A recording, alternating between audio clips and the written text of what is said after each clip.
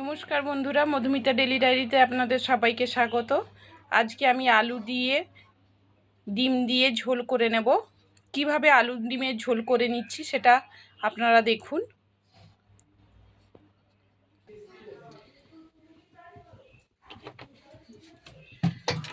কড়াইটা বসিয়ে দিয়েছি, গরম হয়ে গেছে। আমি সরষের তেল দিয়ে দেবো।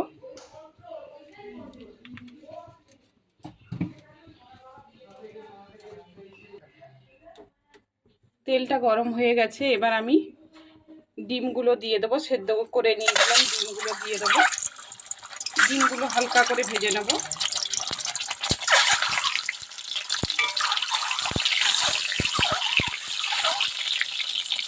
ডিমগুলো একটু হালকা করে লাল লাল করে ভেজে নেব।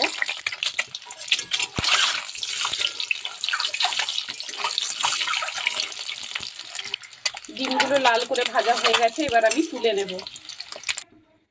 এবার গরম হয়ে গেছে তেলটা, ওই গরম তেলে আমি আলুগুলো দিয়ে দেব।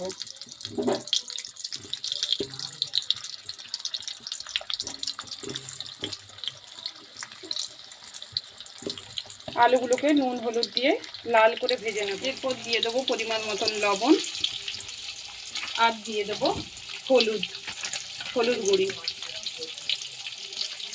দিয়ে লাল করে ভেজে নেব। আলুগুলো লাল হয়ে ভাজা হয়ে গেছে, এবার আমি আলুগুলোকে তুলে নেব। দিয়ে কি কি মশলা দিয়ে আমি কষিয়ে নিচ্ছি সেটা দেখতে থাকুন। এরপরে দিয়ে দেবো সেই গরম তেলে পেঁয়াজ বাটা। পেঁয়াজটাকে একটু ঘষে নিয়েছি। দিয়ে দেবো রসুন বাটা, ভালো করে লাল করে ভেজে নেব। এই দেখুন পেঁয়াজ রসুনটা ভাজা ভাজা হয়ে এসছে। এরপরে আমি দিয়ে দেব টমেটো বাটা। দিয়ে দেবো টমেটো বাটা।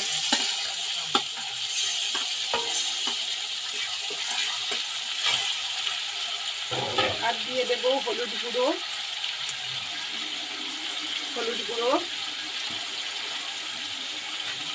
পরিমাণ মতন লঙ্কা গুঁড়ো। যে যেমন ঝাল খান সেইভাবে লঙ্কা গুঁড়ি দেবেন। ভালো করে কষিয়ে নেব।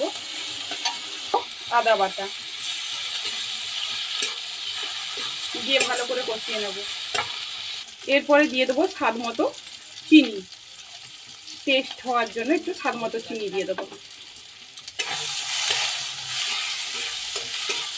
এরপরে একে একে আমি আলু ডিম ভাজা সব দিয়ে কষিয়ে নেব।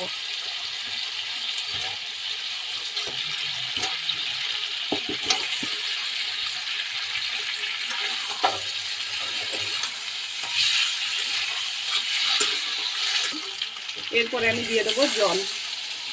আমি আলু ডিমের ঝোল করে নেব।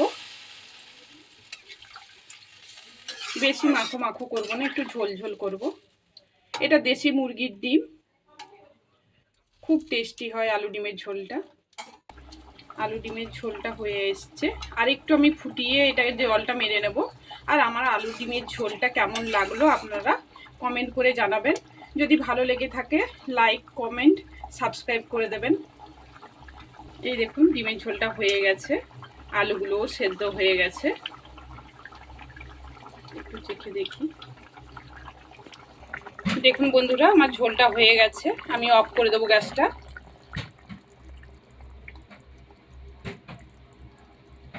দেখুন বন্ধুরা আমি খুব মাখো মাখোও রাখিনি আর খুব ঝোলও রাখিনি। আলু একটু ঝোলটা টেনে নেবে। আমার রেসিপিটা কেমন হয়েছে আপনারা প্লিজ কমেন্ট করে বলবেন। আর ভালো লেগে থাকলে লাইক শেয়ার এন্ড সাবস্ক্রাইব করে দেবেন।